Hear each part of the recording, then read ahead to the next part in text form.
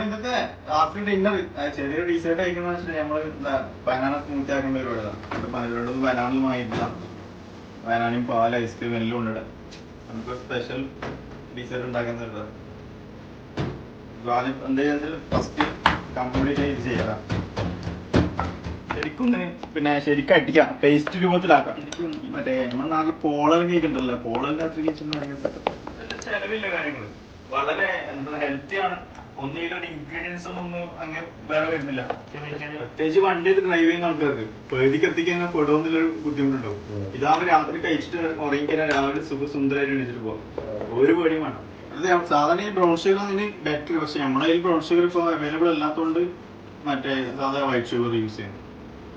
Okay, ഇവിടെ ചെറിയൊരു flavour എന്തായാലും നമുക്ക് ഫുഡ് കഴിക്കുമ്പോൾ അതിൻ്റെ ഒരു ചെറിയൊരു ടേസ്റ്റ് വേണം. അപ്പൊ എന്താക്കാം, കുറച്ച് ഏലക്കയിനെ പൗഡർ ജസ്റ്റ് ഒരു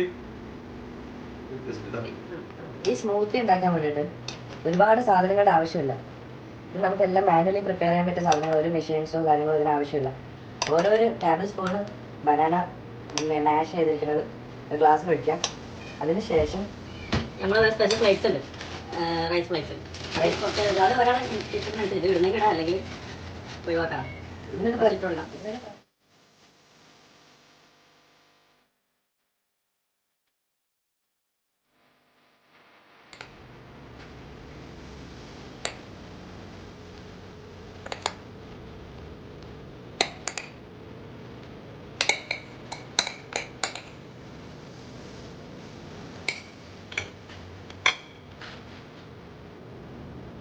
സെറ്റ് പെർഫെക്റ്റ്.